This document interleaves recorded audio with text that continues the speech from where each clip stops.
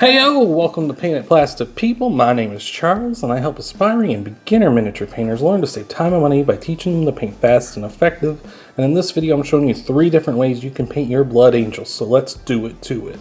All 3 of these paint schemes are very similar. The only difference really is the power armor, so I won't spend too much time on the other details. But let's start off with the first method, which I call the down and dirty. So we're starting with the down and dirty, and what we're going to do here is we're going to prime the guy in red, if you have red primer.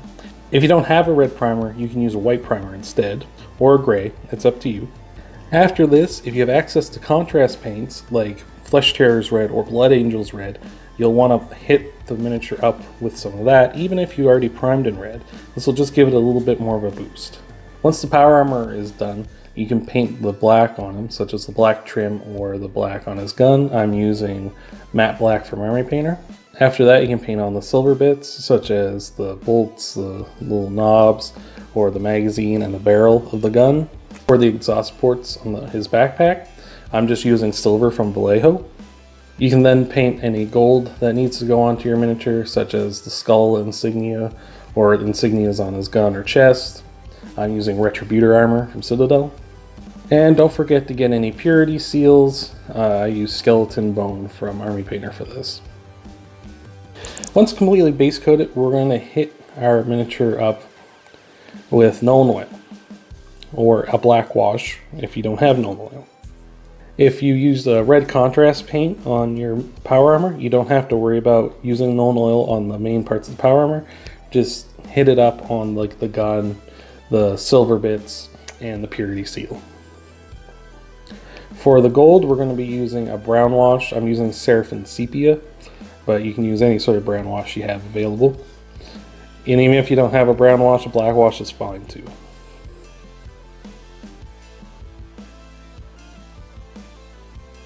Once your wash is dry, we're going to hit him up with 2 last things.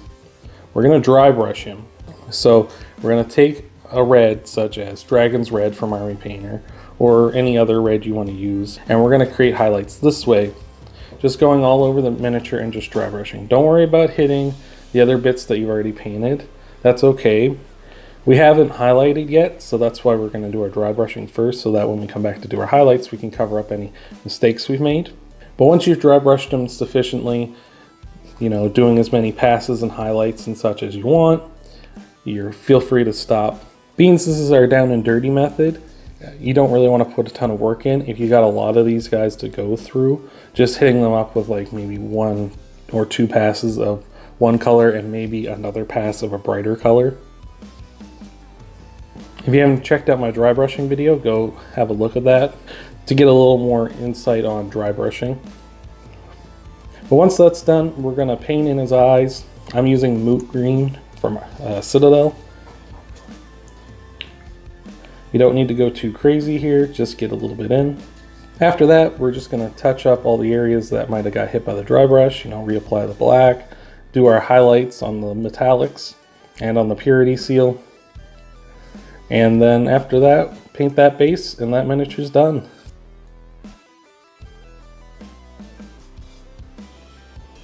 Up next is our classic method, and the classic method is classic because if it ain't broke, don't fix it.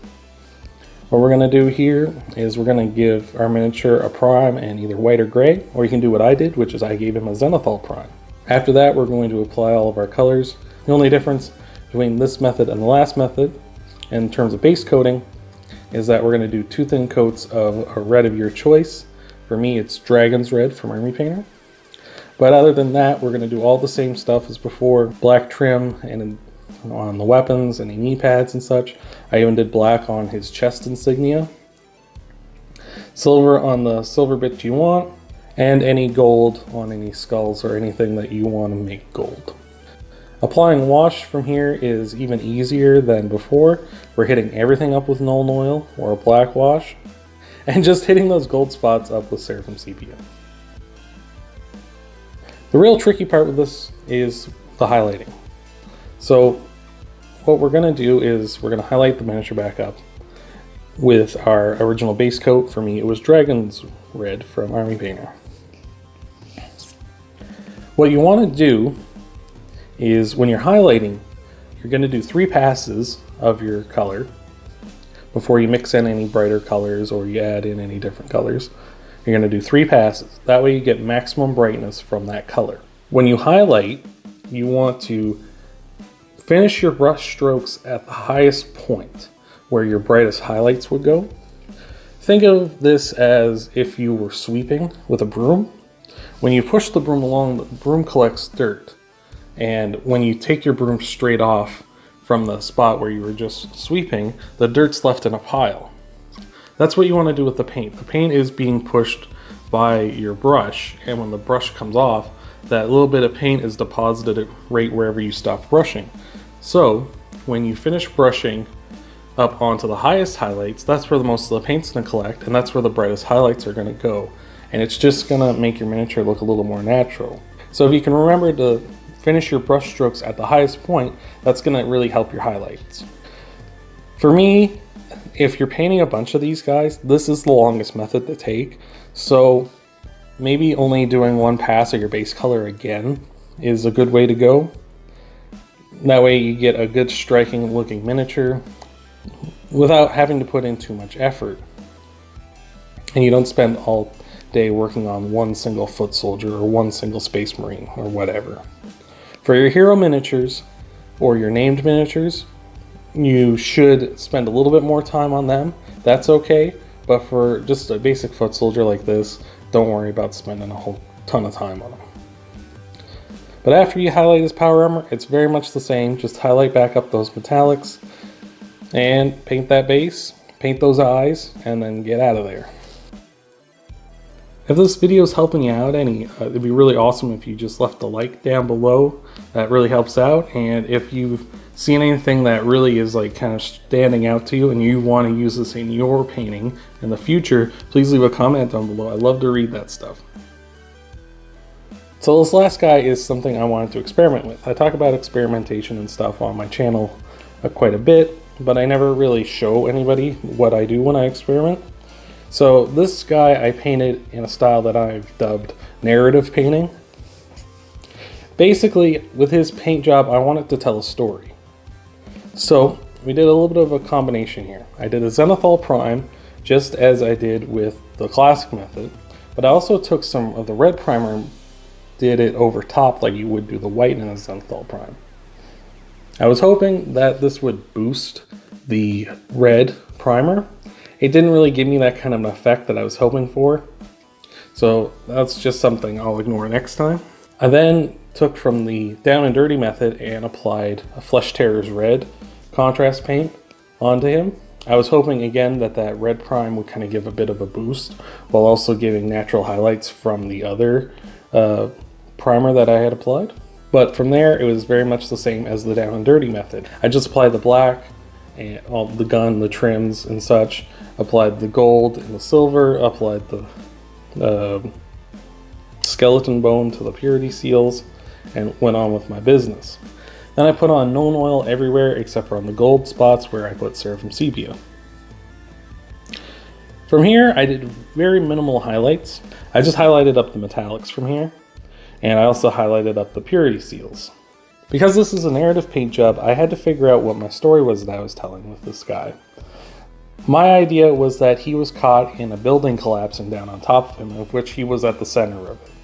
So I took some black and I got a sponge and ripped off a piece and did very similar to a dry brush. I dabbed in a little bit of the paint onto the sponge, then wiped most of it off, and then started dabbing all around the miniature, sort of to create like a soot effect on him. Once I was happy with the results, I then mixed up a gross kind of gray color and did the same thing in the places where I thought dust and such would gather on him from a building coming down. Lastly, I took a silver and I also wiped off a bunch of it, same idea as the other two, and then started dabbing all over him, as if to show that the paint on his armor had worn off from where debris and rubble had landed and smashed it. If I was to do it again, I would say do the silver first and then do the dust and the black and such over top of it. I think that would look a little more natural than the way I did it here, but you know, that's just me.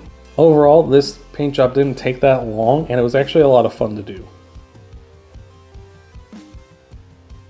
So for a wrap up on all three miniatures of what paint jobs have pros and cons, with the first method, the down and dirty, it's down and dirty. It's a fast way to paint a bunch of miniatures at a time. The big downfall to this is that it's not as good looking as the other two paint jobs in my opinion. But again, if you're just trying to get your guys onto the table like I do a lot of the time, then that's what you want to go for. You want to just get them onto the table, get those games in, and have a good time, rather than worrying about if your miniatures look better than everyone else's. The second method, the classic method, this one takes the longest but is the best looking, I think generally a lot of people will agree with. And it shows, you put in the most work on these ones. But again, it does take the longest, so if you're looking to get your miniatures to the table faster, then the classic method might not be the way you want to go. Doesn't mean it's not worth putting the time in, because if you want good looking miniatures, definitely go this way. And lastly, but certainly not least, is the narrative method. This one actually was surprisingly quick. I found it was just a little bit longer than the down and dirty method, to be honest. I think depending on what kind of weathering and what kind of a story you want to tell with your miniatures, that's going to depend on how much time it's going to take you. And if you actually want to kind of get highlights in there and such. I think it would be a ton of fun to do the narrative method with a whole squad of miniatures, like maybe a 10 group or something like that. So if you enjoyed this video, please leave a like down below. If you took anything from this that you're going to be using in your miniature painting, please leave a comment down below. I love to hear about that kind of stuff. And remember, you can make these paint jobs your own. Take this or that from each one and make it into your own thing. Remember, painting isn't like a rule set. Like, this video isn't here to tell you that you have to paint like this or else it's wrong. So have fun with it. Go out there, play around, mess around, do what you like. And remember to get it to the table and have a good day.